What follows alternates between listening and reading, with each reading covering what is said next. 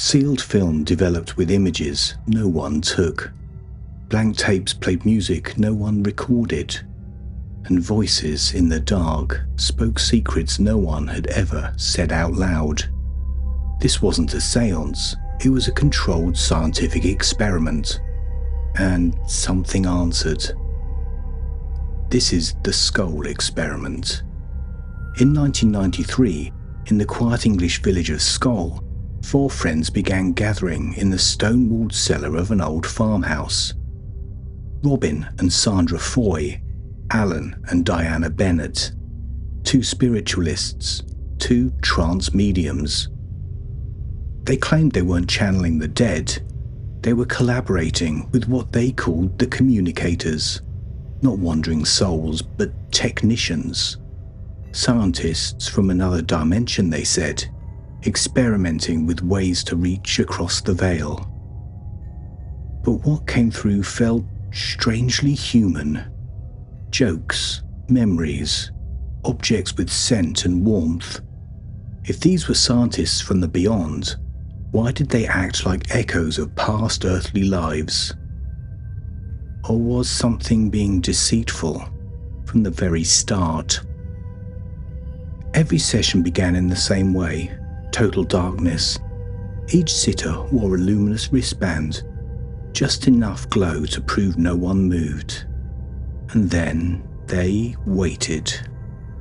Until the knock came, or the voice, or the sudden thunk of something heavy landing on the table. The first time, it was a British coin from the 1960s, a Churchill crown, still warm. Then came more, a 1920 French coin, a pearl tie-pin, a Victorian locket, a folded lace handkerchief that smelled faintly of lavender. Some dropped from the air, others rolled across the table. Sitters watched a gold medallion appear from nothing, freshly minted, but from no country they recognized.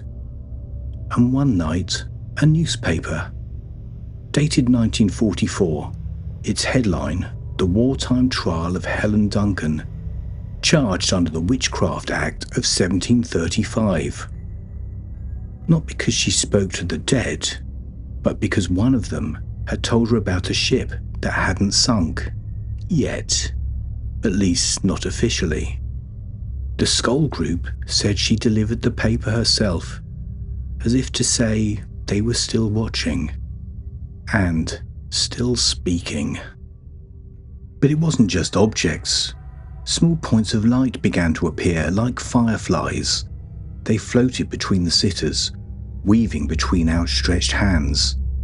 One sitter said a light passed through his chest, leaving him breathless, dizzy, and filled with what he called a buzzing clarity. Then came the voices, some low and conversational, others whispered just inches away. Sometimes they came from the centre of the room, mid-air. A man named Patrick joked about Guinness, just a throwaway comment in the dark. Minutes later, a Guinness beer mat landed on the table. No one saw it arrive. They laughed, at first, but over time it became clear whatever was listening was learning. Another, Edwin, offered advice, ways to prove he was real, a series of tests. And when the group finally tried them, what they saw and heard left them deeply unsettled. But for now, they were content to communicate, to believe. Whatever was coming through, though, it wanted more. It wanted to be felt. Soft hands brushed their wrists, fingers interlocked with their own, then slowly let go. One sitter described a small glowing hand rising from the floor, grasping hers, then retreating back into the dark. And once they watched a crystal ball lift off the table, hover in the air, then slowly descend, glowing faintly as it fell. Word quickly spread through the psychic research world. Eventually, it reached the Society for Psychical Research, the oldest organization of its kind. founded not to believe, but to investigate. They sent Montague Keen, a veteran researcher, calm, methodical, not easily impressed. He'd seen mediums fake voices, move objects, simulate ghostly touches. He came to Scole expecting to catch them out. Instead, during his first session, something took his hand. A man's hand, warm, firm, fingernails visible in the faint glow of his own wristband. He froze, checked the circle. No one had moved. The hand lingered, then let go. And Keen would later write, "It wasn't fear I felt. It was compassion, a kind of infinite compassion, as if someone knew me."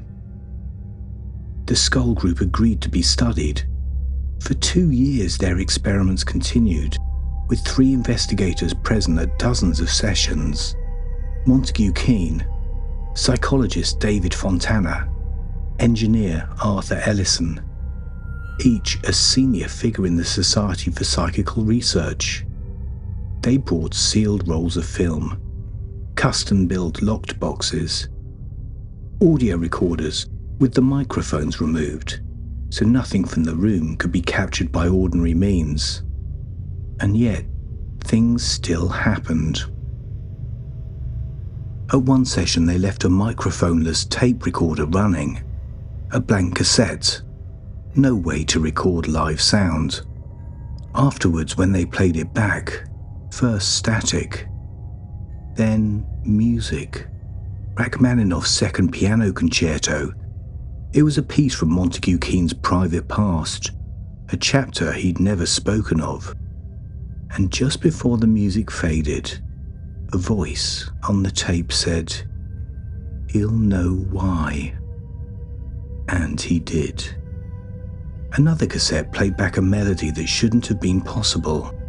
2 songs woven together, not overlapping tracks, and no dubbing equipment in the room. The investigators had bought the tape themselves. What they heard wasn't supposed to be there. Still cameras weren't allowed, but the spirits, they claimed they didn't need them. Edwin had already said he could prove his presence, so they tested him. At first, film was sealed into a locked wooden box, untouched, unexposed.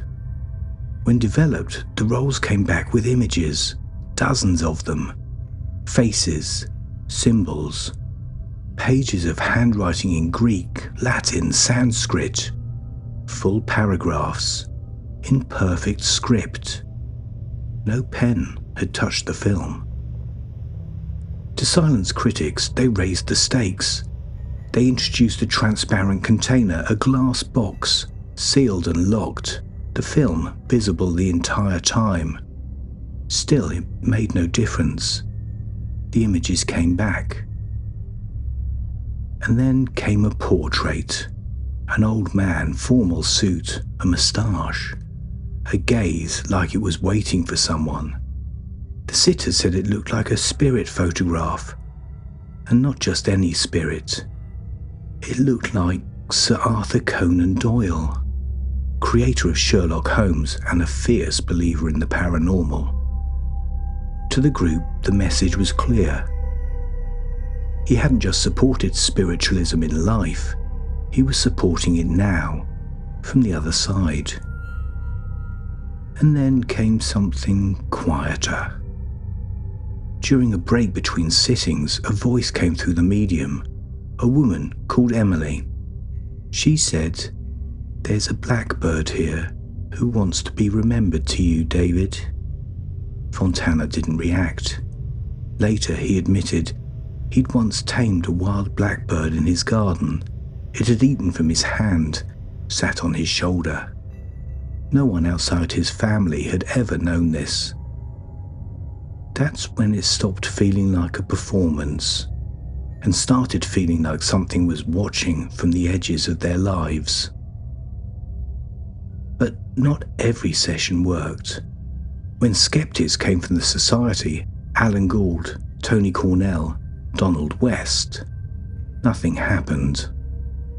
The communicators said their energy interfered, or maybe it only worked when no one was watching too closely. The Scole team shared their findings. They showed the photographs, played the tapes, presented the objects, the newspaper, the handkerchief, the coins that fell from nowhere. But questions started to gather. Skeptics compared the so-called Conan Doyle portrait the Scole group produced to known photographs of Doyle taken during his lifetime. They found a near-perfect match with an image from the 1920s. Just to add to the irony, the photo they believe it matches is itself an example of spirit photography, a technique now widely regarded as fraudulent. And still, more questions. The locked film box? It could be opened without disturbing the padlock. The wristbands, supplied by the group, never inspected, easy to remove in the dark. The voices could have been ventriloquism. The lights, LEDs on rods. The skeptics never proved any of this, but nothing was ever proved real either. For Montague Keen, the real evidence wasn't in the floating lights or antique objects. It was in the intelligence. A song from his past, a private memory, a voice that answered a question he hadn't asked and couldn't have predicted. Keen spent 2 years investigating the Scole Experiment. He came looking for trickery. He left convinced of something else. There is no conceivable physical explanation, he wrote, unless one attributes it to a systemic fraud, and we saw no signs of deception. In his final report, he went further. The only hypothesis, which fits all the evidence, is that disincarnate intelligences were indeed communicating with us. Skeptics would argue it could have been faked, but Keen's point was this: just because something can be faked doesn't mean it was. What haunts me, he said, is not what I saw, but the sense that something was always listening, and not just in the cellar. The Scole cellar is empty now. The group disbanded, but in their final session one last message was delivered. The door must close now. Others wish to enter. They said the work was complete, but that's not why they stopped. Something else had started to push through, and it wasn't curious, it was hungry. If what came through wasn't confined to the cellar, then maybe it didn't stop at all. There's a house in rural Wales, Hale Fanog, where something made contact, but this one didn't want to communicate. It wanted to destroy. Tap the screen now to find out what it was. If you've made it this far, you're part of the archive now, and if you want to keep unearthing stories we weren't meant to hear, please subscribe. It helps more than you know. I'm Nico, and I'll meet you in the next mystery.